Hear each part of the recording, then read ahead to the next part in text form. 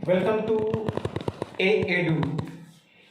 मैं Akhilesh Kumar Sharma A Edu में सभी लोगों का स्वागत करता हूं।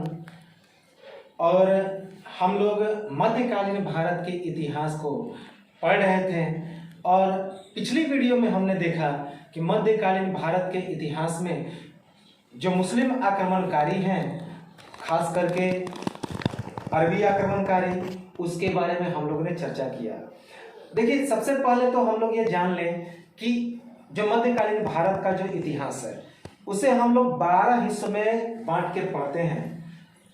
पहला जो है भारत पर अरबों का आक्रमण, दूसरा महमूद गजनवी, तीसरा है मोहम्मद गौरी, चौथा है दिल्ली सल्तनत, पांचवा है विजयनगर साम्राज्य, छठा है बहमनी राज्य, सातवां है स्वतंत्र प्रांतीय राज्य, आठवां है सूफी आंदोलन, नौवां है भक्ति आंदोलन, 10वां है मुगल साम्राज्य, 11वां है मुगल शासन व्यवस्था और 12वां है मराठों का उत्कर्ष, जिसमें हम लोगों ने पिछले क्लास में भारत पर अरबों के आक्रमण की चर्चा कर ली थी। देखिए, हमने पिछले क्लास में यह पढ़ा कि भारत में 2 प्रकार के मुस्लिम आक्रमणकारी आए थे। पहला अरबी मुस्लिम आक्रमणकारी और दूसरा तुर्की। तो अरबी मुस्लिम आक्रमणकारियों की चर्चा हम लोगों ने पिछली क्लास में कर ली थी। तो अरबी मुस्लिम आक्रमणकारी में सबसे महत्वपूर्ण आक्रमणकारी था मोहम्मद बिन कासिम। तो मोहम्मद बिन कासिम के बारे में हमने चर्चा किया कि 712 ईस्वी में यह भारत पर आक्रमण करता है।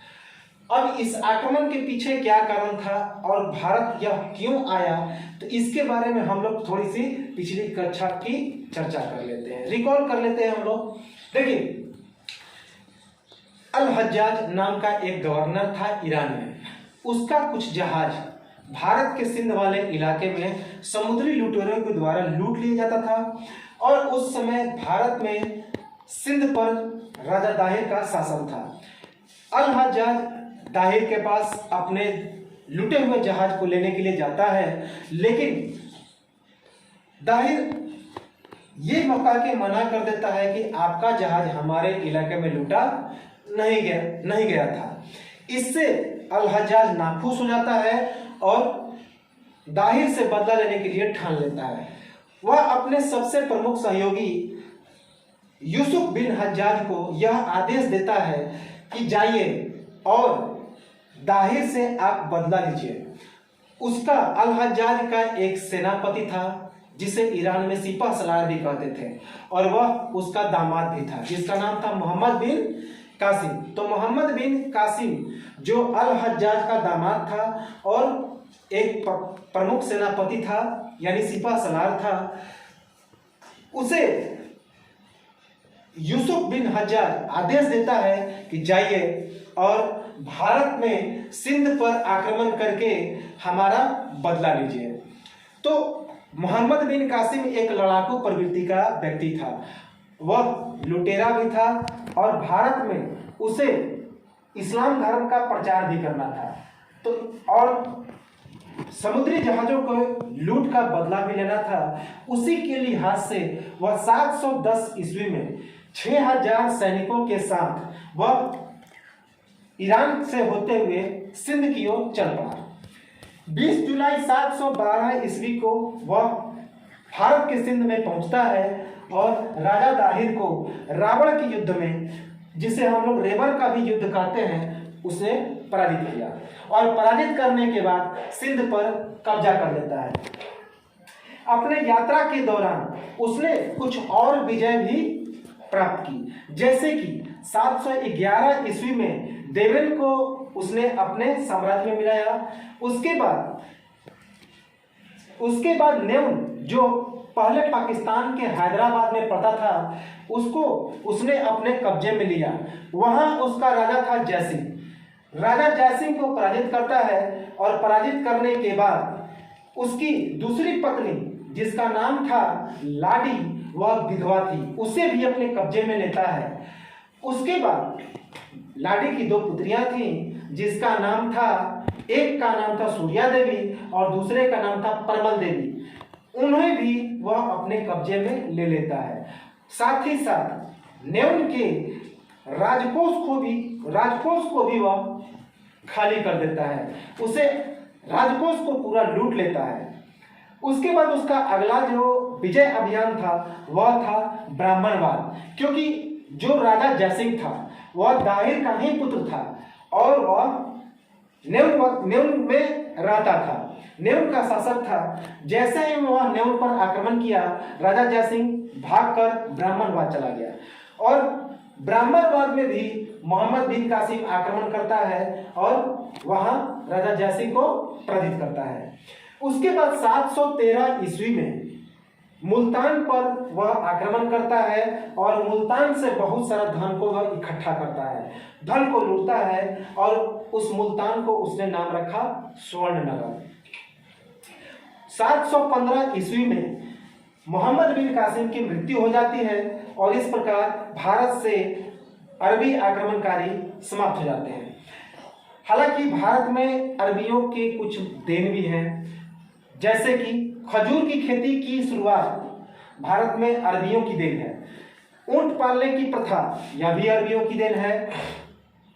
भारत में हिंद शब्द और हिंदू शब्द और भारत को हिंदुस्तान शब्द देने का जो श्रेय है वह अरबियों को जाता है।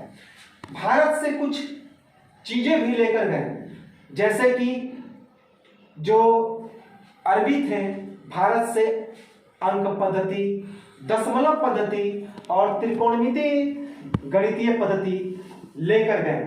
भारत से यह विद्या सीखने वाला जो ईरानी नागरिक था उसका नाम था अल ख्वारिज्म भारत से दशमलव की प्रणाली को सीखता है, अंक पद्धति को सीखता है और उसके बाद वह अपने देश में प्रचार करता है। वहां से अबेलार्ड नाम का एक यूनानी नागरिक था, वह इस दशमलव की प्रणाली को सीखता है और यूरोप में इसका खूब प्रचार करता है। तो इस प्रकार भारत से जो गणितीय पद्धति है, अंक पद्धति है, वह पूरे यूरोप तक प्रचार होता है। तो इस प्रकार हम लोगों ने क्या देखा कि भारत में जो मुस्लिम आक्रमणकारी थे उसमें अरब मुस्लिम आक्रमणकारी में मोहम्मद बिन कासिम 712 ईस्वी में 712 ईस्वी में आक्रमण करके अरब मुस्लिम का प्रचार करता है भारत में। तो यह इसका उद्देश्य था भारत में मुस्लिम इस्लाम धर्म का प्रचार करना, लूटना और साथ ही साथ समुद्री लूट का बदला लेना। तो ये एक प्रश्न जो कई बार परीक्षाओं में पूछा जा चुका है कि भारत में पहला मुस्लिम आक्रमणकारी कौन था, तो वो था मोहम्मद बिन कासिम। तो इस प्रकार हम लोगों ने इतनी सारी चीजें पिछली कक्षा में पढ़ ली थी। आज हम लोग चर्चा करते हैं भारत में तुर्कों का आक्रमण, और आज का जो सबसे प्रमुख अंश होगा वो रहेगा गजनवी वंश और उससे महमूद गजनवी। तो चलिए शुरुआत करते हैं गजनवी वंश के बारे में। देखिए, गजनवी वंश को हम लोग यामिनी वंश भी कहते हैं। क्यों कहते हैं इसके बारे में हम लोग आगे चर्चा करेंगे। तो इतना जानिए कि गजनवी वंश को हम लोग यामिनी वंश भी कहते हैं और उसी वंश का एक शासक हुआ जिसका नाम था अलप्तगीन। यह जो अलप्तगीन है वह सामनी वंश का शासक था। अलप्तगीन सामनी वंश का शासक था, साथ ही साथ वह अबुल मलिक नाम का एक व्यापारी था, उसका यह गुलाम भी था। तो अलप्तगीन सामनी वंश का शासक था, अबुल मलिक का गुलाम था। इसने क्या किया, अफगानिस्तान के पास एक जगह था गजनी, उसने उसकी राजधानी बनाई। तो अफगानिस्तान के पास गजनी को राजधानी बनाई और इसीलिए इसका नाम रखा गया गजनी वंश। अब ये जो सामनी वंश था, अब यहाँ पे गजनवी वंश शुरुआत हो जाता है। तो 977 ईस्वी में अलप्तगीन की मृत्यु हो जाती है। तो अलप्तगीन गजनवी वंश का संस्थापक माना जाता है, लेकिन यह पूरी तरह से संस्थापना नहीं किया था। अंत में हम लोग देखेंगे क्या कि महमूद गजनवी इस वंश को काफी आगे तक ले जाता है और वास्तविक संस्थापक बनता है महमूद गजनवी। तो 977 ईस्वी में अलब्तगीन की मृत्यु के बाद अगला शासक बनता है इसहक। इसहक के बाद बलब्तगीन बनते हैं, बलब्तगीन के बाद पिराई। हालांकि ये शासक इंपॉर्टेंट नहीं है, परीक्षाओं में पूछे नहीं जाते हैं, कई किताबों में इनका वर्णन भी नहीं है, फिर भी आप लोग इसकी जानकारी रख लीजिए कि अलब्तगीन के बाद इसहक, उसके बाद बलब्तगीन, उसके बाद पिराई। देखिए पिराई के समय हिंदुशाही राजवंश का एक शासक था जिसका नाम था जयपाल। वह आक्रमण करता है, हालांकि पिराई ने उसके साथ युद्ध नहीं लड़ा, उसके शासन में युद्ध लड़ा कौन? तो सुबुक्तगीन। सुबुक्तगीन से हमारी तुर्क आक्रमण की शुरुआत हो जाती है। देखिए सुबुक्तगीन जो था वह अलब्तगीन का दामाद था।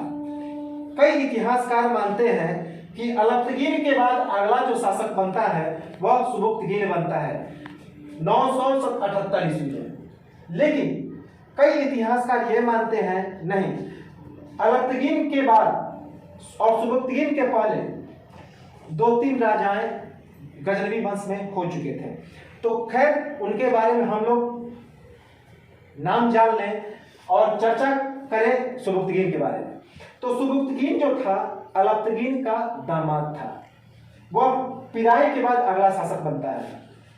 उसने अमीर उल उमरा की उपाधि धारण की थी। तो कहा जाता है कि अमीर उल उमरा की उपाधि किसे मिली? तो सुबुक्तगीन को। 986 से 987 ईस्वी में जब पिराई का शासन था तो हिंदुशाही राजवंश का एक राजा था जयपाल। उसका एक बहुत बड़ा इलाका था, कश्मीर से लेके मुल्तान तक और साथ ही साथ सरहिंद से लेके लामगान तक। पहले लामगान को जलालाबाद भी कहा जाता था। तो सरहिंद से लामगान और कश्मीर से मुल्तान तक का जो इलाका था उस पर राजा जयसिंह का शासन था और उसे हिंदुशाही राजवंश भी कहते थे। तो 986 से 987 ईस्वी के बीच सुबुक्तगीन ने राजा जयसिंह को पराजित किया और इसके साथ उसने 3 इलाकों पर कब्जा किया, जैसे ओंड पे, लाहौर पे और भटिंडा पे। तो जयसिंह को पराजित करने के बाद सुबुक्तगीन ने लाहौर, भटिंडा और ओंड इन तीनों क्षेत्रों पर कब्जा करता है। तो इस प्रकार हम लोग कह सकते हैं कि भारत में आक्रमण करने वाला पहला वास्तविक तुर्क आक्रमणकारी कौन था? तो वो सुबुक्तगीन था। यह बहुत ही इंपॉर्टेंट क्वेश्चन है कि भारत पर आक्रमण करने वाला पहला वास्तविक तुर्क आक्रमणकारी कौन था? तो सुबुक्तगीन। ये कई बार परीक्षा में पूछा भी जा चुका है। तो इसे आप लोग याद रखेंगे कि भारत में आक्रमण करने वाला पहला वास्तविक तुर्क आक्रमणकारी कौन था? तो सुबुक्तगीन था। 998 ईस्वी में सुबुक्तगीन की मृत्यु हो जाती है। 998 ईस्वी में सुबुक्तगीन की मृत्यु होने के बाद भारत में जो सच्चा गजनवी वंश की शुरुआत हुआ वो इसी महमूद गजनवी के शासनकाल में हुआ। तो अब शुरुआत होता है महमूद गजनवी। तो 998 ईस्वी में सुबुक्तगीन की मृत्यु होती है और उसका पुत्र महमूद गजनवी उत्तराधिकारी बनता है, गजनवी वंश का अगला शासक बनता है। तो 971 ईस्वी में 998 ईस्वी में 27 वर्ष की उम्र में इसका राज्याभिषेक होता है और इसका जो जन्म होता है 971 ईस्वी में। 27 वर्ष की अवस्था में यानी कि 998 ईस्वी में इसका राज्याभिषेक होता है और 1074 ईस्वी में इसकी मृत्यु हो जाती है।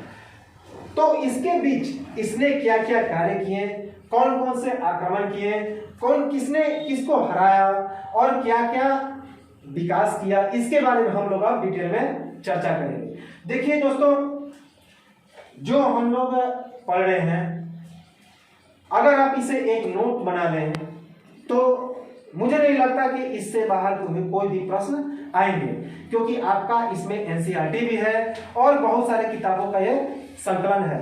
तो मेरी बातों को ध्यान से सुने और साथ ही साथ हमारे जो स्क्रीन पे दिखाई दे रहे हैं उसे आप लोग सुनने के साथ साथ लिखे भी और एक अच्छा सा नोट्स बना लें, और साथ ही साथ ज्यादा जो ध्यान दें हमारी बातों को सुनने पे। तो अब हम लोग देखते हैं गजनवी के बारे में कि इसका जन्म 971 ईस्वी में हुआ, 1074 में इसकी मृत्यु हुई और वह 27 वर्ष की अवस्था में यानी कि 998 में अपने पिता सुबुक्तगीन की मृत्यु के बाद गजनवी वंश का अगला शासक बनता है। तो यह एक पहला ऐसा शासक था जिसने सुल्तान की उपाधि मिली थी।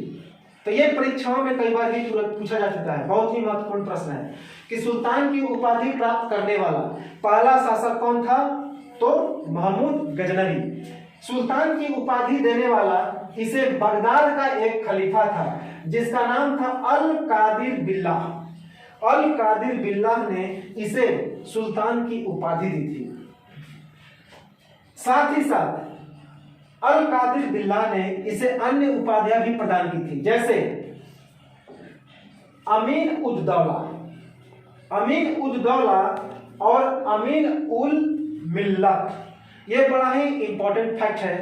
अमीन उद दौला और अमीन उल मिल्लत। अमीन उद दौला का मतलब होता है साम्राज्य की दक्षिण भुजा। दक्षिण भुजा यानी कि वह पूरे साम्राज्य का दाहिना हाथ था, यानी कि पूरे साम्राज्य के विकास करने में उसका सबसे महत्वपूर्ण योगदान था। इसीलिए जो बगदाद का खलीफा है अल कादिर बिल्लाह ने उसे अमीन उद दौला की उपाधि दी थी, जिसका मतलब होता है साम्राज्य की दक्षिण भुजा। और साथ ही साथ अमीन उल मिल्लत की भी उपाधि थी, जिसका मतलब होता है धर्म का संरक्षक, यानी कि वो इस्लाम धर्म का कट्टर समर्थक था। इस्लाम धर्म को आगे बढ़ाने में उसने बहुत ही महत्वपूर्ण भूमिका अदा की और इस्लाम धर्म को संरक्षित भी किया। तो इसीलिए इसको क्या कहा गया? धर्म संरक्षक यानी अमीन उल मिल्लत। और इसकी उपाधि किसने दी? बगदाद का खलीफा जिसका नाम था अल कादिर बिल्लाह। उसके बाद अल कादिर बिल्लाह के द्वारा 999 ईस्वी में गजनवी वंश का नाम यामनी वंश किया गया। अब यह यामनी वंश इसलिए किया गया क्योंकि इसको दो उपाधियां मिल चुकी थी, एक तो यामनी उल मिल्लत और अमीन उद दौला। तो इसीलिए इस गजनवी वंश को क्या कहा गया? इस गजनवी वंश का नाम पड़ा यामनी वंश। तो इसी उपाधियों के कारण महमूद गजनवी को हम लोग महमूद गजनवी के जो शासन था गजनवी वंश, उसका नाम यामनी वंश पड़ा। इसने एक सिक्का चलाया और इस सिक्के पर केवल अमीर अहमद ही अंकित था। अमीर अहमद का मतलब होता है प्रतापी राजा। तो महमूद गजनवी ने एक सिक्का चलाया और उस सिक्के पर केवल क्या लिखा होता था? अमीर अहमद। अमीर अहमद यानी प्रतापी शासक। तो आप याद रखें कि जो महमूद गजनवी था उसके सिक्के पर क्या लिखा होता था? तो अमीर अहमद। इसके बाद उसने कई बार आक्रमण किए भारत पे। देखिए सबसे इंपॉर्टेंट जो क्वेश्चन है कि भारत पर उसने 17 बार चढ़ाई की। ये काफी महत्वपूर्ण प्रश्न है कि भारत पर ऐसा कौन सा शासक था, विदेशी शासक, जिसने 17 बार आक्रमण किया? तो उसका नाम था महमूद गजनवी। 17 बार आक्रमण करता है और इसकी जानकारी किसने दी? हेनरी इलियट ने। हेनरी इलियट के अनुसार भारत में 11वीं शताब्दी में 17 बार आक्रमण करने वाला जो विदेशी आक्रमणकारी था उसका नाम था महमूद गजनवी। ये बहुत ही महत्वपूर्ण प्रश्न है और ये प्रश्न बार बार पूछे जाते हैं। अब कौन कौन से आक्रमण थे भारत में महमूद गजनवी के, उससे हम लोग एक बार देख लेते हैं विस्तार से। और जैसे सबसे पहला जो आक्रमण था 1000 ईस्वी में पंजाब के सीमावर्ती क्षेत्र में, जहां पे हिंदुशाही राजा जयपाल का शासन था, वह उसे पराजित करता है। तो ये जो 17 आक्रमण हैं, आपके परीक्षाओं में इन 17 आक्रमणों से प्रश्न नहीं पूछे जाते हैं। कुछ आक्रमण जो महत्वपूर्ण हैं वही पूछे जाते हैं, जैसे प्रथम आक्रमण, अंतिम आक्रमण, और जो सबसे महत्वपूर्ण है वो सोमनाथ मंदिर पर आक्रमण। तो ये सभी प्रश्न पूछे जाते हैं। हालांकि आप लोग समझ लीजिए कि ये जो 17 आक्रमण हैं कौन कौन से थे। तो पहला 1000 ईस्वी में पंजाब के सीमावर्ती क्षेत्र में वह हिंदू राजशाही राजा जयपाल सिंह को पराजित करता है, जो यह पहला आक्रमण था। पहला आक्रमण था। दूसरा 1002 ईस्वी में, एक बात और समझ लीजिए कि भारत में अफगानिस्तान के रास्ते में एक दर्रा पड़ता था जिसका नाम था खैबर दर्रा। यह भी बहुत ही महत्वपूर्ण प्रश्न है। यह भी कई बार परीक्षाओं में पूछा जा चुका है कि भारत में जो महमूद गजनवी था वह किस रास्ते से प्रवेश किया। तो खैबर दर्रा के माध्यम से। खैबर दर्रा के माध्यम से 1001 ईस्वी में वह भारत में प्रवेश करता है। तो आप लोग याद रखें कि 1001 ईस्वी में प्रवेश करता है, लेकिन किस रास्ते से? खैबर दर्रा के माध्यम से। आगे हम लोग पढ़ेंगे मोहम्मद गौरी के बारे में, तो वह गोमल दर्रे से प्रवेश करता है, जो हम लोग आगे अगले वीडियो में पढ़ेंगे। तो 1002 ईस्वी में पेशावर को वह राजा जयपाल सिंह, तो जयपाल सिंह को वह 2 बार पराजित करता है। 1000 ईस्वी में पंजाब के सीमावर्ती क्षेत्र में हमला करता है और उसके बाद वहां से भागता है तो पेशावर पहुंचता है राजा जयपाल सिंह। वहां भी इसने राजा जयपाल सिंह को पराजित किया। 1005 ईस्वी में भटिंडा के शासक विजय राय को पराजित करता है। 1006 ईस्वी में मुल्तान के शासक दाऊद करमाथी को पराजित करता है। 1007 से लेके 1008 ईस्वी तक वह फिर मुल्तान पे हमला करता है और सुखपाल को पराजित करता है। एक बात याद रखेंगे, जैसे ही वह एक दूसरा आक्रमण करता है जयपाल पे 1002 ईस्वी में, तो वहां का जो राजा था जयपाल, वह अपने आप को बहुत अपमानित महसूस किया। इसलिए अपमानित महसूस किया कि एक बार तो पहले पंजाब के सीमावर्ती इलाके में वह पराजित कर चुका था जयपाल को, तो और वहां से वह भागकर पेशावर गया। पेशावर में भी वह महमूद गजनवी से पराजित होता है, तो वह इसे अपने आप को अपमान समझा और इसी अपमान के कारण वह आत्मदाह कर लेता है। यह भी बड़ा फैक्ट है। इंपॉर्टेंट फैक्ट यह है कि कौन सा शासक महमूद गजनवी से पराजित होने के बाद आत्मदाह करता है, तो उसका नाम है राजा जयपाल सिंह। वह 1002 ईस्वी में पेशावर में महमूद गजनवी के हाथों हारता है और वह इसे अपमान समझ के आत्मदाह कर लेता है। तो 1007 से 1008 ईस्वी में वह मुल्तान पे दोबारा चढ़ाई करता है और वहां के राजा सुखपाल को पराजित करता है। 1008 से 1009 के बीच वह बैहिंद, जो कि पेशावर में पड़ता था, वहां के राजा आनंदपाल को पराजित करता है, क्योंकि इस वक्त इन इलाकों में पाल वंश का शासन था। 1009 ईस्वी में वह अलवर नारायणपुर में अज्ञात शत्रु को पराजित करता है। 1010 ईस्वी में वह एक बार फिर मुल्तान पर चढ़ाई करता है और वहां के राजा सुखपाल को पराजित करता है। तो आप देख रहे हैं कि मुल्तान वाले इलाके में पाल वंश का शासन था। 1010 ईस्वी में मुल्तान के सुखपाल को वह पराजित करता है। 1013 से 14 ईस्वी में, यह बड़ा ही इंपॉर्टेंट फैक्ट है कि 1013 से 1014 ईस्वी में वह थानेश्वर के इलाके में, जिसे हम लोग सरहिंद भी कहते थे, वह भारत में प्रवेश करता है। तो ये सभी जो इलाके हैं पहले भारत में पड़ते थे, लेकिन पाकिस्तान के, लेकिन जैसा ही पाकिस्तान का बंटवारा हुआ ये सभी इलाके चले गए पाकिस्तान में, तो यहीं से हम लोग का जो पूर्ण भारत है, तो भारत पर वह पहला आक्रमण, यानी कि जो अभी का जो भारत है, तो भारत के इलाके में पहला आक्रमण कौन सा है, तो वो सरहिंद, जिसको थानेश्वर का आक्रमण भी कहते हैं, ये पहला भारत विजय है। हालांकि इससे पहले मोहम्मद कासिम भी इस पर कब्जा कर चुका था। तो यह देखा जाए तो मोहम्मद बिन कासिम के द्वारा पहला आक्रमण थानेश्वर पर किया गया था। उसके बाद महमूद गजनवी आक्रमण करता है, और महमूद गजनवी का पहला आक्रमण भारत में थानेश्वर पे हुआ कब, 1013 से 1014 ईस्वी के बीच। और यहाँ पे एक प्रसिद्ध मंदिर था जिसका नाम था चंद्र स्वामिनी मंदिर, जो कृष्ण भगवान का एक मंदिर था, उसे वह लूट लिया। तो यह भी एक बहुत महत्वपूर्ण प्रश्न है। वहां का एक राजा था जयराम, राजा राम, वह उसे पराजित करता है। तो महमूद गजनवी 1013 से 1014 ईस्वी में थानेश्वर पर आक्रमण करता है, जिसका अन्य नाम था सरहिंद, और वह उसका भारत पर पहला विजय था। और वहां पे उसने चंद्र स्वामिनी मंदिर नामक एक कृष्ण के मंदिर को लूटा और राजा राम को पराजित किया। 1014 ईस्वी में नंदन पे आक्रमण किया और त्रिलोचन पाल को वह पराजित किया।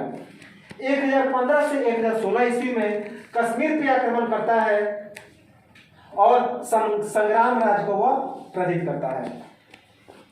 1018 से 1019 ईस्वी में मथुरा और कन्नौज पर वह आक्रमण करता है और गुर्जर प्रतिहार शासन, याद रखिएगा यह भी परीक्षा में पूछा जा चुका है कि कौन सा एक ऐसा शासक था मथुरा का जिसको महमूद गजनवी ने मथुरा के क्षेत्र में पराजित किया था, तो उसका नाम था गुर्जर प्रतिहार शासक राज्यपाल।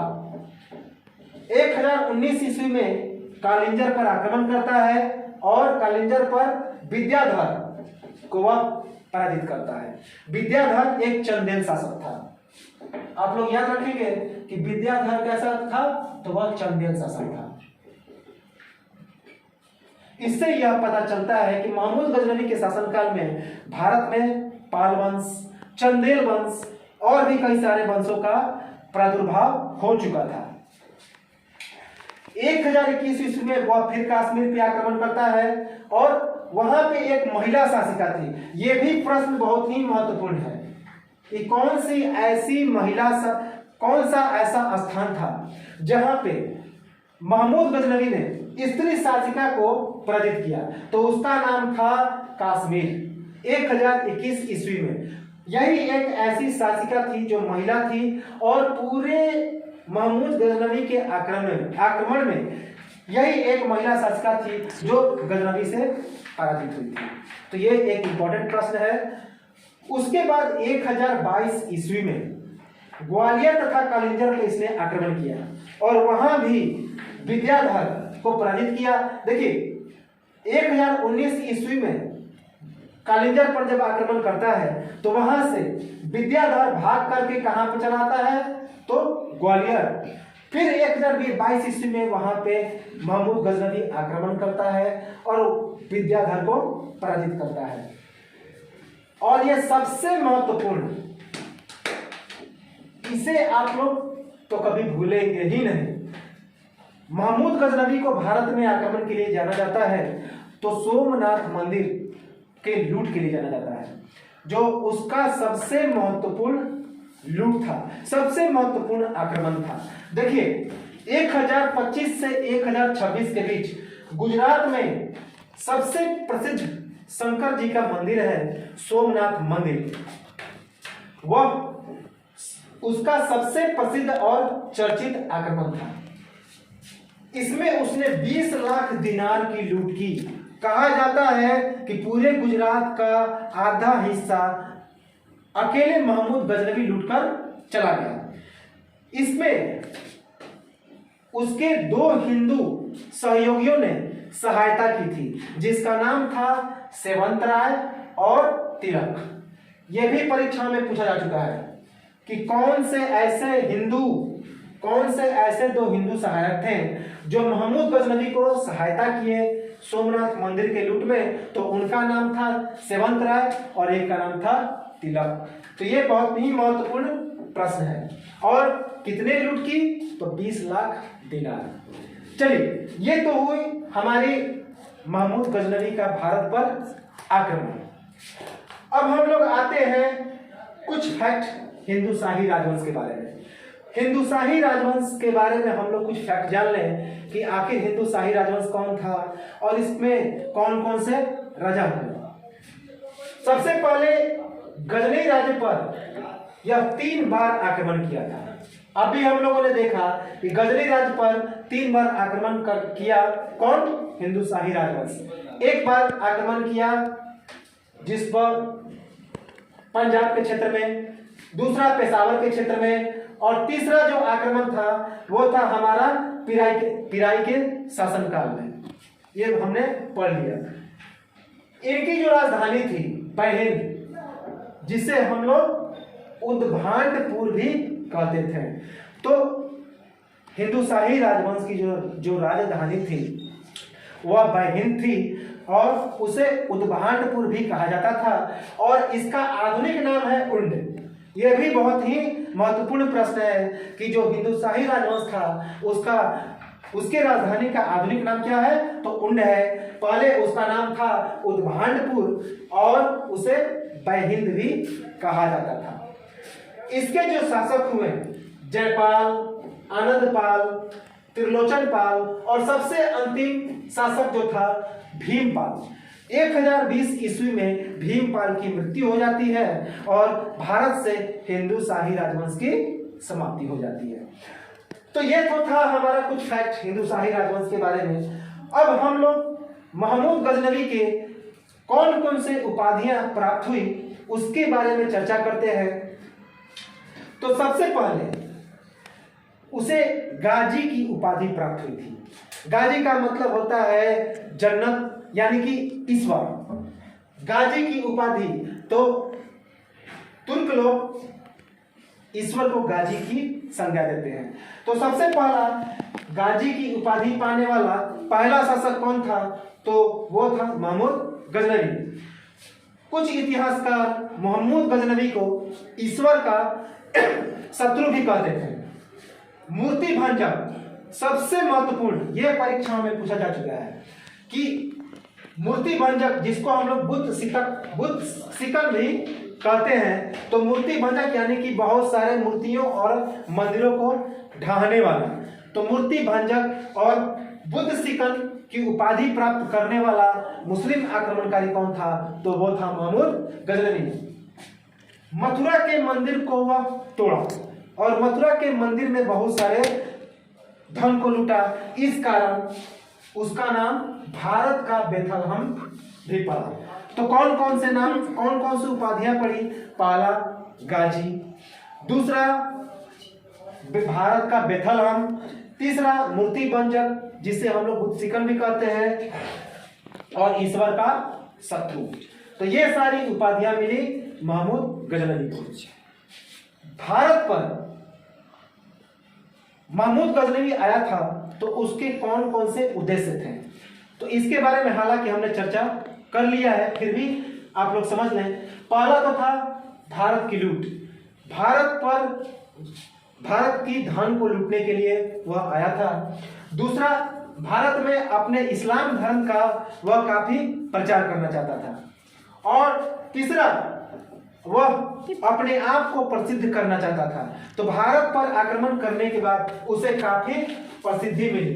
तो महमूद गजनवी का एक सबसे बड़ा उद्देश्य यह भी था कि वह भारत पर आक्रमण करके अपने आप को प्रसिद्ध होना चाहता था। तो 3 उद्देश्य हो गए। पहला भारत की लूट, दूसरा इस्लाम धर्म का प्रचार, और तीसरा भारत पर आक्रमण के बाद उसकी प्रसिद्धि। तो यह थी हमारी भारत पर महमूद गजनवी की आक्रमण के उद्देश्य। उसके समय बहुत सारे साहित्यिक विकास भी हुए, बहुत सारे लेखक हुए, बहुत सारे विद्वान हुए। ऐसा कहा जाता है कि वह एक लुटेरा था, फिर भी वह विद्वानों और शिक्षकों का काफी संरक्षक था। उसके शासनकाल में कई विद्वान और कई शिक्षक मौजूद थे। कई शिक्षक और कई विद्वान को अपने साथ भी लाया था। तो कई फारसी विद्वान थे और कई पर्शियन भी थे। तो चलिए, सबसे पहले अल बरूनी, बहुत ही महत्वपूर्ण प्रश्न है अल बरूनी के बारे में कि अल बरूनी जो था एक फारसी लेखक था। अल बरूनी एक फारसी लेखक था जो किताब उल हिंद नामक एक पुस्तक लिखा, जिसका एक और नाम था तहकीके हिंद। तो तहकीके हिंद और किताबुल हिंद लिखने वाला फारसी लेखक जो महमूद गजनवी के दरबार में था वह था अल बरूनी। इस पुस्तक में, तहकीके हिंद में, उसने भारत का वर्णन किया और उस किताब में हिंदू व्यवहार की आलोचना की। क्यों? क्योंकि उस समय भारत में काफी अंधविश्वास और रूढ़िवादिता व्याप्त थी। अल बरूनी गणित, दर्शन शास्त्र, ज्योतिष शास्त्र और संस्कृत का उच्च कोटि का एक विद्वान था। वैश्यों एवं शूद्रों के वेद एवं धर्मशास्त्र पढ़ने पर जीभ काट दी जाती थी। ऐसा कहा जाता है कि अल बरूनी ने अपने पुस्तक जिसका नाम था किताबुल हिंद, उसमें क्या किया, ये बताया कि भारत में शूद्रों को और वैश्याओं को वेद और धर्मशास्त्र पढ़ने पर उनकी जीभ काट दी जाती थी। तो यह वर्णन किस किताब में है? तो किताबुल हिंद में है। और इसकी चर्चा किसने की है? तो अल बरूनी। एक और विद्वान था जिसका नाम था फिरदौसी। यह भी बहुत ही महत्वपूर्ण प्रश्न है। यह एक फारसी कवि था। यह फारसी कवि महमूद गजनवी के साथ ही भारत आया था। इसने एक महत्वपूर्ण किताब लिखा जिसका नाम था शाहनामा। यह कई बार परीक्षाओं में पूछा जा चुका है। तो फिरदौसी का एक महत्वपूर्ण किताब है शाहनामा, जिसमें 1000 छंद है। 1000 छंद वाली किताब है शाहनामा। इस किताब में भारत को पूर्व का होमर भी कहा गया है। यानी कि पूर्व का होमर, जिसको हम लोग भारत को नहीं, महमूद गजनवी को कहा गया है। तो ये तो था कुछ साहित्यिक विकास। अन्य साहित्यिक विकासों में हम लोग देखते हैं उत्बी जिसने एक किताब लिखी तारीखे यामिनी। तारीखे यामिनी नामक एक पुस्तक लिखा उत्बी ने। यह महमूद गजनवी का दरबारी इतिहासकार था। ये परीक्षा में पूछा जा चुका है, आपको परीक्षाओं में दे देगा कि कौन सा दरबारी इतिहासकार था, इनमें आप लोग बताएं। जैसे कि आपका दे देगा अल बरूनी, फिरदौसी, उत्बी और फरगा। तो आपको उत्तर देना होगा उत्बी के बारे में। महमूद गजनवी के आक्रमण को उत्बी ने जिहाद की संज्ञा दी। ये बहुत ही महत्वपूर्ण प्रश्न है। अब ये जिहाद क्या है समझ लीजिए। जिहाद का मतलब होता है मुस्लिमों को छोड़ के गैर मुस्लिमों को भगाओ। तो उत्बी ने अपनी पुस्तक तारीखे यामिनी में महमूद गजनवी के आक्रमण को जिहाद की संज्ञा दी। ये बहुत ही महत्वपूर्ण चीज है कि जिहाद की संज्ञा किसने दी? तो उत्बी ने अपने पुस्तक जिसका नाम था तारीखे यामिनी में, और यह महमूद गजनवी का दरबारी इतिहासकार था। कुछ अन्य साहित्यिक विकास की हम लोग चर्चा करते हैं। जैसे फरगा, यह दर्शन शास्त्र का विद्वान था। बैहाकी, इसने एक किताब लिखी तारीखे सुबुक्तगीन। तारीखे सुबुक्तगीन नामक किताब लिखा और यह सुबुक्तगीन के शासनकाल को पूरी टेक्स्ट कहा। और यह दरबारी इतिहासकार हुआ करता था। किसका? तो सुबुक्तगीन का।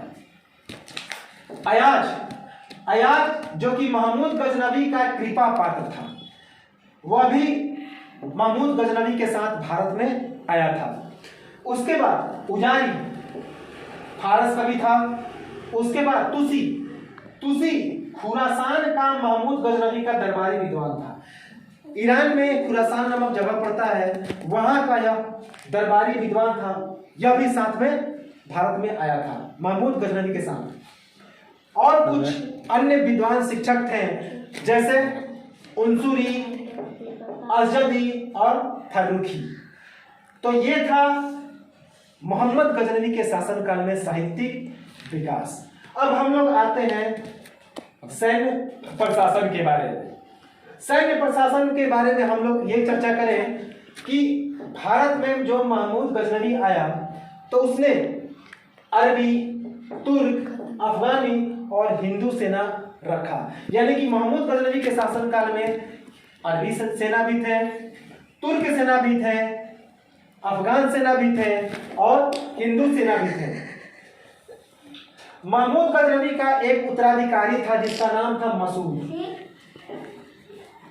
तो महमूद गजनवी और उसके उत्तराधिकारी मसूद ने बड़ी संख्या में हिंदुओं को रोजगार दिया। ये आप लोग याद रखेंगे कि महमूद गजनवी और उसका एक उत्तराधिकारी था, तो किस धर्म के संप्रदाय को सबसे ज्यादा रोजगार दिया तो उसका नाम था हिंदू। आधी हिंदू सेना, ऐसा कहा जाता है कि महमूद गजनवी के शासनकाल में जितनी सेनाएं थी उसका आधा हिस्सा हिंदू के सेना थे। और इसमें जो प्रमुख सेना थे उनका नाम था सेवंद राय और तिलक। इसके बारे में हमने पहले बता चुका है कि इन्हीं दोनों ने सोमनाथ के मंदिर में जो लूट हुई थी 20 लाख दिनार की, इन्होंने ही सबसे महत्वपूर्ण भूमिका अदा की थी। इन्हीं के सहयोग से महमूद गजनवी 20 लाख दिनार की लूट की थी सोमनाथ के मंदिर में। अब महमूद गजनवी भारत में कौन कौन से स्थापत्य कला, कौन कौन से कलाओं का विकास किया। पहला, गजनी ने एक विश्वविद्यालय, महमूद गजनवी ने गजनी में एक विश्वविद्यालय, एक पुस्तकालय और अजायब घर का निर्माण किया। तो अजायब घर, पुस्तकालय और विद्यालय का निर्माण महमूद गजनवी ने गजनी में किया।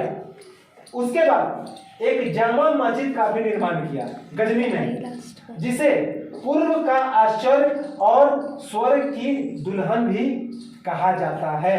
यह बहुत ही महत्वपूर्ण प्रश्न है कि महमूद गजनवी ने एक मस्जिद का निर्माण किया गजनी में, जिसे कौन कौन सी श्रेणी दी, कौन कौन सी नाम दी गई है। तो उसका नाम था स्वर्ग की दुल्हन और पूर्व का आश्चर्य। तो पूर्व का आश्चर्य और स्वर्ग की दुल्हन गजनी में उपस्थित महमूद गजनवी के द्वारा निर्मित जामा मस्जिद को दी जाती है। उसके बाद लाहौर में साहित्य का केंद्र बनाया।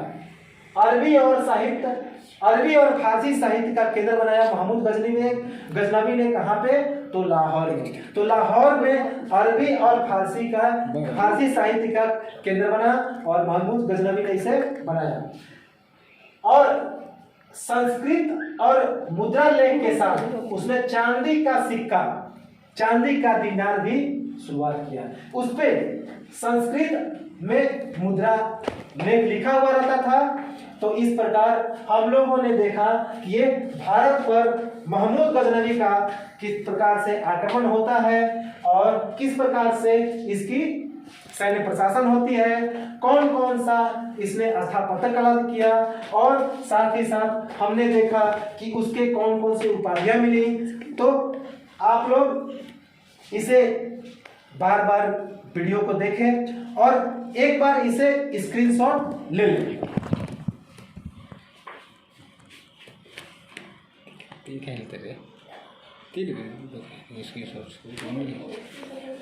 तो दोस्तों, मैं उम्मीद करता हूं कि आप लोगों को हमारी वीडियो पसंद आई होगी और अगली वीडियो में हम लोग चर्चा करेंगे मोहम्मद गौरी के बारे में। और इसी उम्मीद के साथ कि हमारी वीडियो को आप लोग लाइक करेंगे, सब्सक्राइब करेंगे और साथ ही साथ आप लोग दूसरे लोगों को भी शेयर करेंगे। और अगर वीडियो कैसा लगा इसे आप लोग कमेंट जरूर करें, ताकि हम उसमें इम्प्रूव कर सकें आने वाले वीडियो में, ताकि और अच्छा से अच्छा आप लोग को वीडियो प्रोवाइड करें। और मुझे उम्मीद है कि अगर आप लोग इसको पढ़ लेते हैं तो गजनवी वंश के बारे में इससे ज़्यादा आपको कुछ पढ़ने की जरूरत नहीं है। तो चलिए बंधु, अब हम लोग आपसे विदा लेते हैं और जय हिंद, जय भारत, नमस्कार।